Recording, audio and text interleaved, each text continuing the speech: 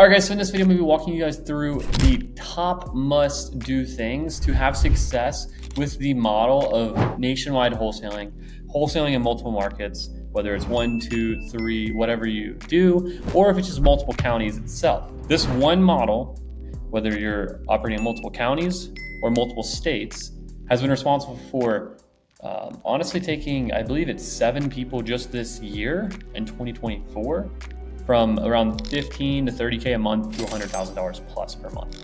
So here's a couple of my clients that I've helped very recently, like Magic Eye, who went from 30K to, I think he did 105K in June.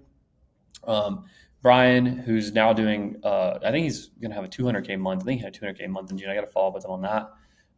And then Devin, who went from 16K to 132K in June. So obviously these are some huge increases, huge numbers. But it's because of a lot of things we're going to talk about in this video. Obviously, there's a whole other suite of things. You know, we have our system, we have all this kind of stuff we implement in people's business. But the stuff I'm telling you in this video today is the biggest lever you can pull. If you just watch this video and literally replicate it in your business, you can pull it and change your business in 2, 3, and even 4x your business in the next 90 days. And so I show you these things right here, these testimonials, a couple of these people's success, to let you know that we are extremely good at this process. And not only have we done it for other people, but we also did it for ourselves. At one point in time, we were doing about 300K a month in our wholesale business, and it started to dip. We started tipping. Yep, that's right. Because we outsource everything, right? And things start to break. We started dipping about 150K a month, which really is not good, right? It's really pretty sad when you go from 300 to 150. You cut in half. That's not where you want to be. And I did this study and realized that this study that I'm about to show you guys was literally all we did wrong. And once we fixed it, we went back up 250K a month. Now we cut some staff and we spent less on marketing. So that's really all the details on why we didn't get back to 300. But the gist is, this is the core pillar of the business that allows you to make more money without spending a dollar. Just reallocating your money better. Becoming a capital allocator is what you really need to be. And so one other part to this, obviously this is one piece of our curriculum. This is one thing we do. But just on average for all of our clients over the last 200 we've helped, we add about 224K on average per year to their businesses. This is from a study that we just did. So that's pretty cool. One thing I want to note is if you do nationwide wholesaling, if you do multiple markets, I just call nationwide anything more than 3, because at the end of the day, like most of the time people do nationwide aren't actually doing every state in the entire US, because that's going to be an absolute disaster. Because here's what normally happens when you do nationwide or mini markets is you get tons of rural leads, because a lot of times you're doing digital and you're just targeting the entire state. And it just doesn't work. You get tons of rural leads. Your deal size is really, really, really way too low. And that's because you're not strategic with the actual markets you're targeting. And this makes Dispo really hard. And so what we want to do is we want to fix these issues. And so I'm going to talk you through 2 levers, which you can see here. 2 levers here that you can see here that will help align everything in your manufacturing line and your funnel to make your business more efficient. So I want to talk about each pillar real fast. Rural leads. So rural leads are going to be fixed by targeting better cities, right? If we target the boonies, we're going to get boonie leads. And I did a study with us, and this is what was happening to us. This is why we were slipping and losing so much revenue. Is we had a negative ROI, meaning that in the study I did, we spent about $56,000 to make $63,000 on rural leads outside of our buy box. And after paying commissions and your team and all that other stuff, we totally lost money. So we ended up making a negative return on those types of leads. But then when we looked at our good leads that were in areas we like and there were properties we like, we had a 7 to 8x. I can't remember. It's been like 2 years since I did a study, but 7 to 8x ROI on those specific leads. And that's a huge difference. And so that's why we got to fix this issue. We can't have rural leads. We got to target better locations. The other side is deal size is too low. And so what I realized too, on those rural deals that we did, our deal size was like 12 grand. But then when we got deals in this one, like in our best areas, like our best area in Texas, our average deal size for the first 6 deals we did was like 87K. One city.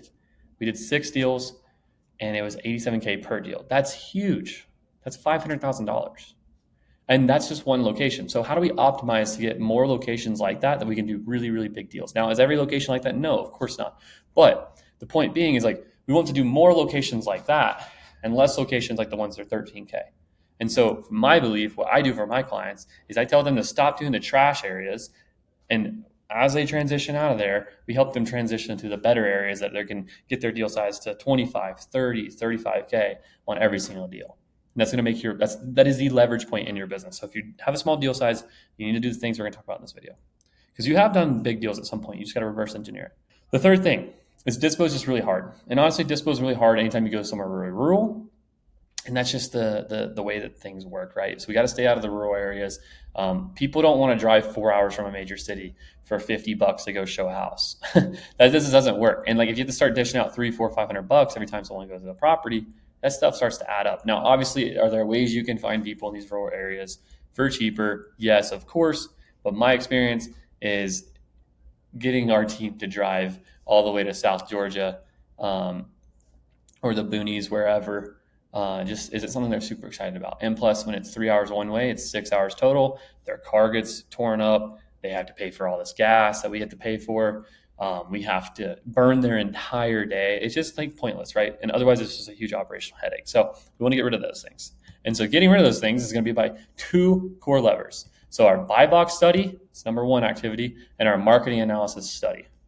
And so let's go through these 2 things, because these 2 things, what they're going to do is they're going to align your marketing, your sales, and your dispo to create a much more efficient process. So when most people who are doing mini markets or honestly just doing mini counties come to us, their business kind of looks like this. And this is if they haven't figured this piece out. This is what our business looks like. Is you get tons of leads, because in these rural areas, you spend $100, you can get like 10 leads for $100 or more, because they just flow in, because these people never get targeted. And that's the way marketing works, is they never get targeted. So there's, a little bit less competition. So people opt in, people become leads, right? And then we, get a lot of contracts, because acquisitions in rural areas is significantly easier. But there's 2 problems with these contracts that create all this deal fallout. Is 1, you can't sell it because no one wants to buy there. And then 2, you can't underwrite it because your team has no idea what they're doing in a location. That's what we experience. There might be some others, but those are the 2 biggest ones that I've seen. And so that's why your funnel goes from this huge top funnel to this pretty large contract funnel to this really tight bottlenecky area in your contracted deal range. This is what we were dealing with. I didn't know this is visually what it looked like at the time, but looking back on it now, I understand it. It's like when you have like a little oil thing and you're like pouring oil if you're changing your car. I've only changed my car like twice, the oil. But if you've ever done that, it sometimes overflows if you have a bad funnel, because not enough comes through, right? And so that's the exact same thing. It's like deals would stack up. Our dispo team gets overwhelmed. They can't even service the deals the right way. Sellers are mad. Sellers are angry. We can't. We're getting cancellations from the sellers. We're losing good deals. The actual good deals are falling through the cracks because we have this huge bottleneck here, and deals are just piling up, and they all suck. But the ones that are good can't even get the time of day because we're focused on all the other things, and there's just stuff flying everywhere. And we don't want that. That's really inefficient. So, if I was to have a $sign mark here, there would be a $1 sign, because you make $1. It wouldn't be that good of a funnel. And our goal of a funnel is this one down here, the one that you can probably see. And this is the goal because it has very healthy conversions all the way throughout. So it's a very stable funnel. And at the bottom, it's definitely bigger. I didn't draw it as big as I should have. But basically, the notes here are you get less leads. That's just the reality. You're going to get less leads, but they're going to be better leads. So you're going to get a similar number of contracts, honestly, and then more of those contracts are going to convert to deals. So you're going to literally make 2 to 3 times the money just from changing this one thing. If you feel like your business looks like this right now, and I could tell you in 5 minutes if it does or not. Literally with Magic Eye, this guy right here, he was having the same issue. I had one phone call with him, 15 minutes. He was telling me his problems. I was like, bro, just do this and it'll fix everything. Boom. 2 months later, literally, he had a 100K month. It's just the way it works. It's the way of the road. And so that's the goal of the funnel. So does that make sense? Right? So think about it. We want to have a better, sustainable lead process that is more resemblant of the things that make us money. So what I told my team when we were implementing this is I said, hey guys, I want every lead in the system to be a lead that we love. Like, I want you guys to be like, that's the buy box we love. And I taught my team like how to get excited about the buy box. Like, this is like, if you see this, a 3-bedroom, 2.5 bath, that's our money spot. That's our bread and butter. And so we track a number called revenue per appointment. And our standard revenue per appointment, when I did this study, this was a long time ago. I could probably pull the doc up, but it doesn't matter. Like, the point is, like, our standard revenue per appointment at that time when we were doing 150K a month after we slipped was 1,700. Super bad. Not where we wanted to be.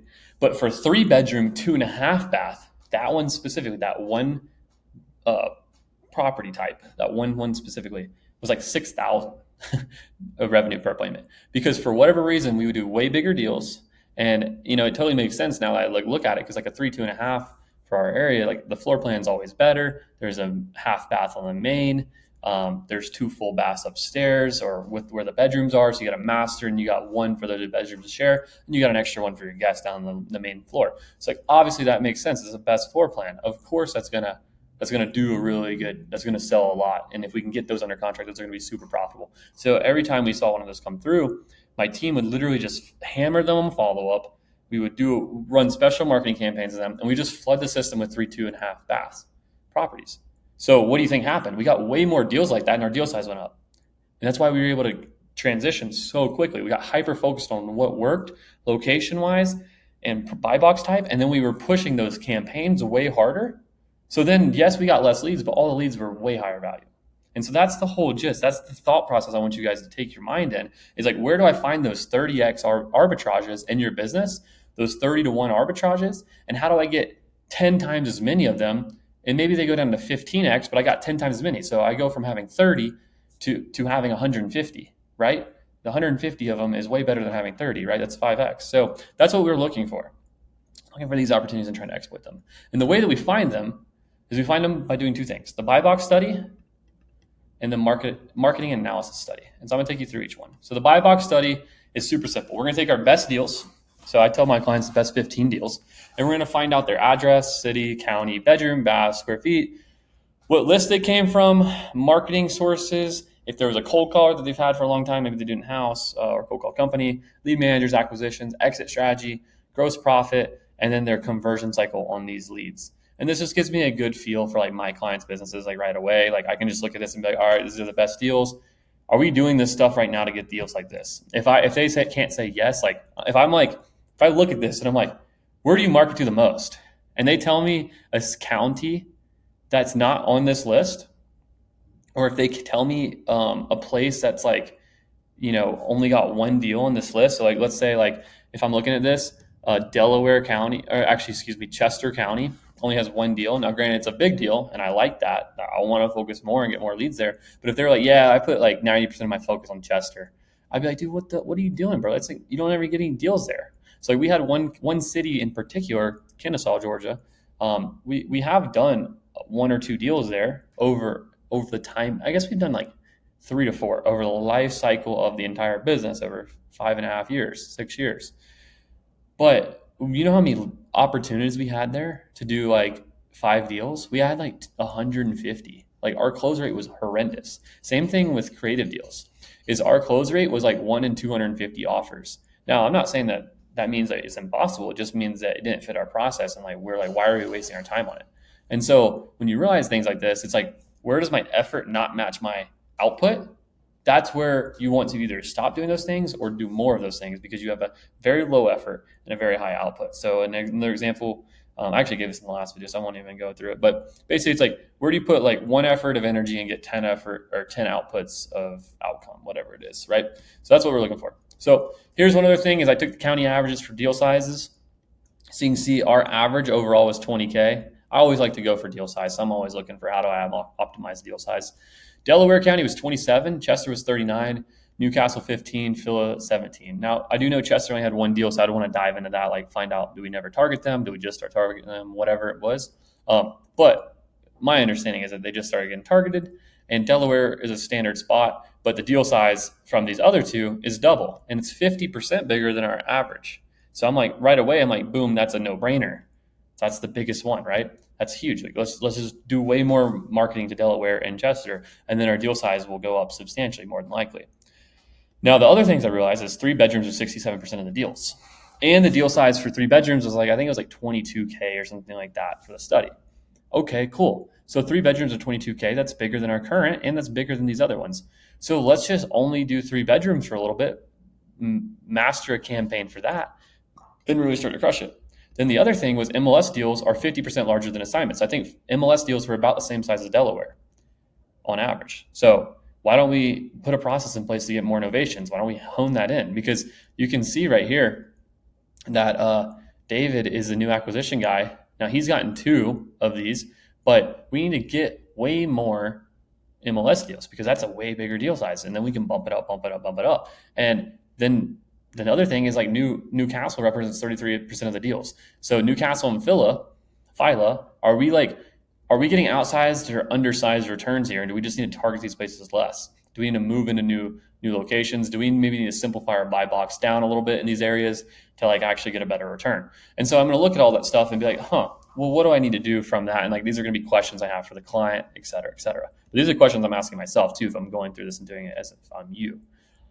My things that I'm doing is, one, I'm going to build a system to do more MLS deals. That's super easy. I'm going to give them my MLS one sheet that they're going to copy and paste it and go get a deal literally within the next 7 days. That's step one. We're going to do more of those. Every single deal is going to go in the MLS. If that doesn't happen, then you're going to go out of business anyways, because it's really challenging to just wholesale in general. So if you're not novating, then you need to be buying and wholesaling it as soon as you have the means to, whether you have the financing or whatever it is. Second thing is, I want to run more campaigns in my CRM to Chester and to Delaware counties, because those are places with bigger average deal size. And why not put more focus there with my lead management team? Why not have them just cold call that list and cold text that list instead of just like randomly doing it through the system? So I want my lead managers to literally be mimicking marketing and trying to get more opportunities like that dug up, because that means more money for them as well.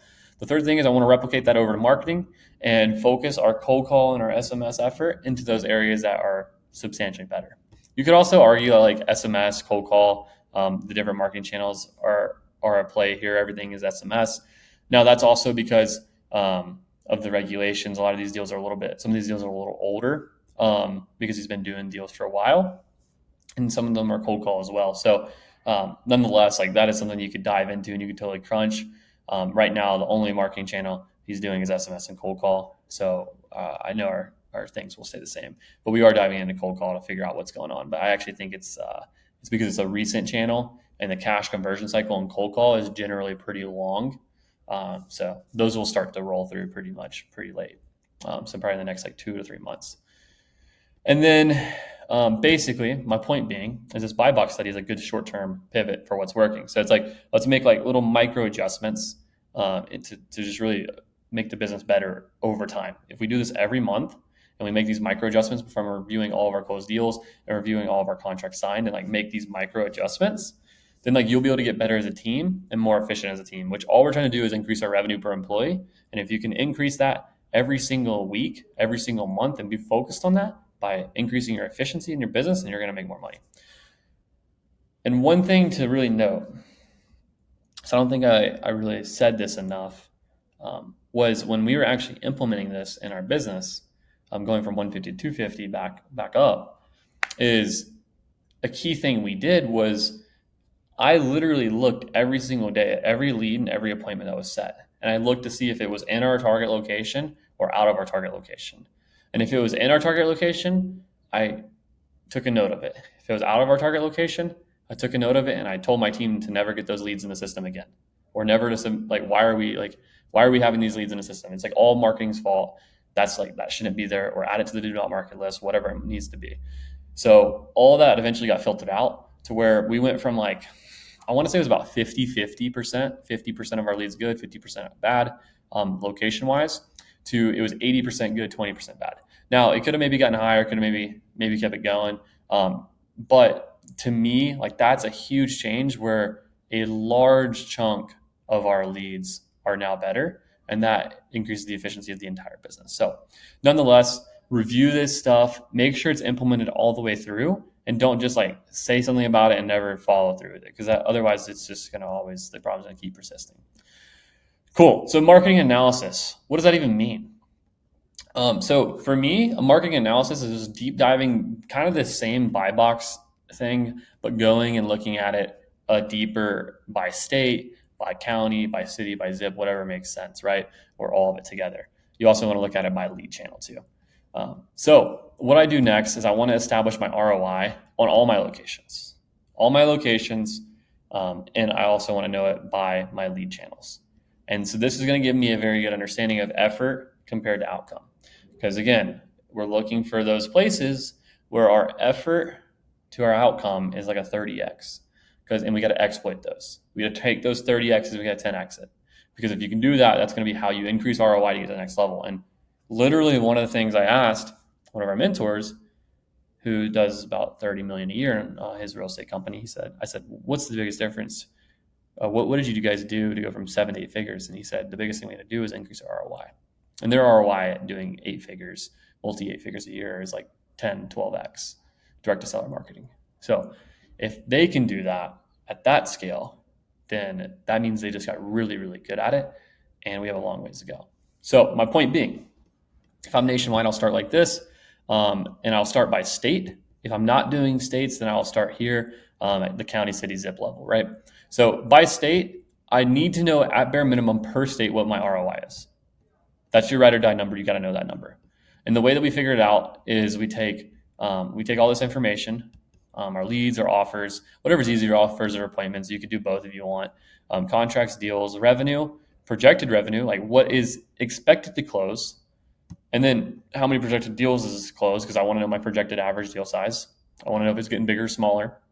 Then I want to know my average deal size from deals and revenue. And then I want to know, and there you go, total projected plus total closed revenue equals my total actual revenue, where I'm going to calculate my ROI off of. And so essentially ROI is going to be this number, total projected plus closed revenue, divided by my expenses. And it's going to be my ROI. And yes, it's a little bit of a projected ROI, so that's why you want to be conservative here. But it's important to know that like your cash conversion cycle is like 90 days to maybe even 180 days. So that's why we want to include projected, because it gives us a little bit better feel of like where our money is going. And so when I look at this is going to give me a good understanding of like how things are working by state. If there's a certain state that's outperforming or underperforming, and I can cut that or dive deeper into it. And then like now, once I have the state numbers, I can dive deeper into the state numbers. So basically, I'm going to do the same exact things per county, per city, per zip. I don't have to go and do all three of those. I'm just going to pick the one that makes the most sense. So I like to do per county or per city. Zip code for me doesn't really matter. If you have like 2 zip codes in your county and you only target one county, then maybe that makes sense for you to do zip codes. But for most states I've at least looked in, county or city makes the most sense. Here's an example of like what that could look like. This is an example right here. So you have the entire states up here, and then like basically you have your columns on the left. So like the only thing I would include here is maybe the leads if you have that number, and then like your rough like expenses or ROI. And so this is from a client of mine, like his study. But basically that's phase 1. Once we get this stuff all dialed in right here, phase 2 is going to be doing it by channel. So like not only do we have like Georgia in this column, South Carolina in this column, North Carolina in this column, but we also have this entire box right here is cold call. So these are cold call leads in Georgia, cold call leads in South Carolina, North Carolina, etc. This SMS data I actually didn't enter. PPL, you can see the gist, right? And then this gives us a very clear understanding of like where's working and where's not.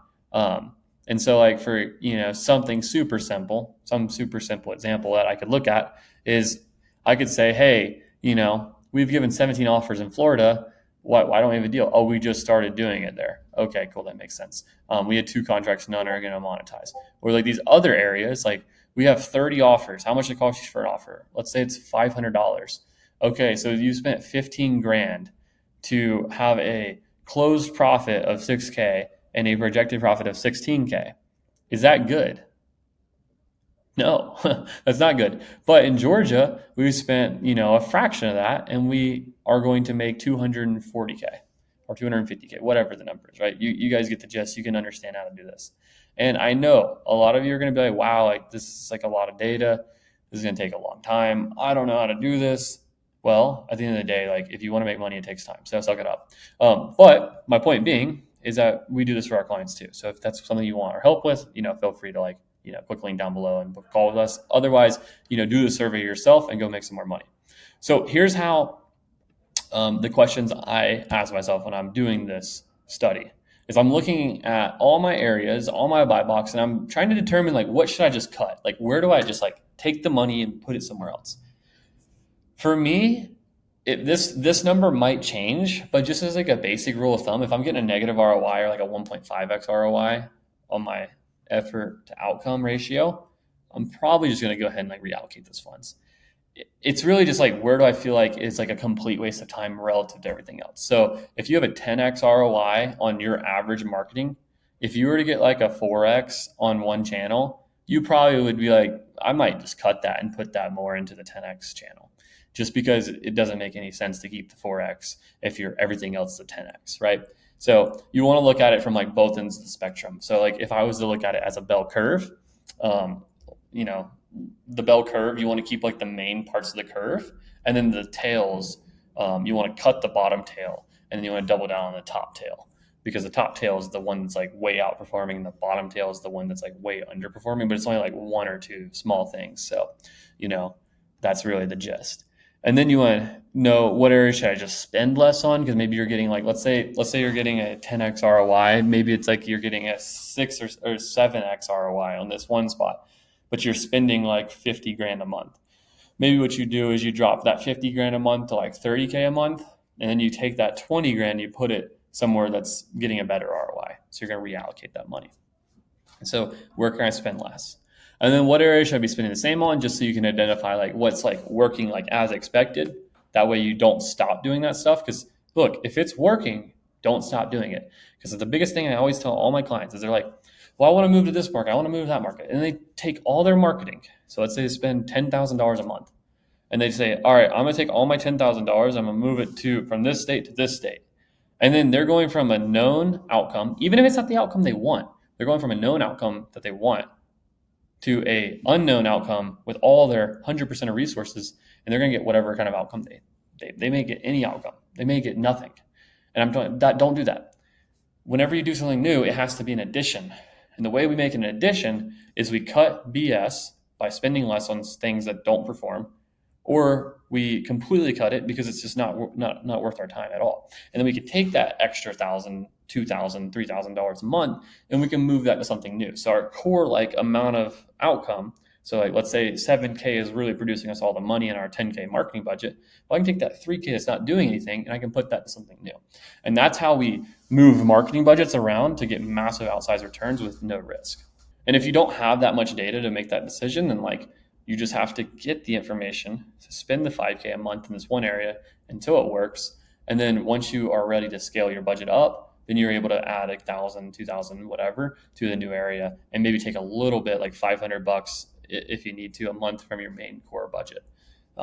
But you know, I wouldn't go crazy on. You got to keep what's working, and then add to it. Can't be a subtraction. Otherwise, you'll just, best case, stay the same, or worst case, you lose money. There's no upside. The other thing is, what area should I spend more on? You gotta know that. And then so like if in the 10x example, that would be like a 12x area or 13x area, something like that. And then what area should I double down on? And again, something like this would be like, you know, realistically, like your guy's gonna get a 5, 6x on your marketing, maybe max a 10x. But this is gonna be something that's like a 20, 30x on your money. So like, for example, like that the city that we in Texas and Dallas, that we got a huge return. We made 500 grand on like 20 grand.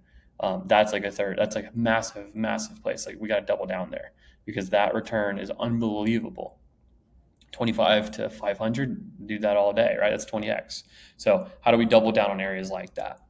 And then the bigger question is, how do I double down on these good areas? And so this could be anything. This could be expanding marketing channels. This could just be doing more of the current channel you're doing.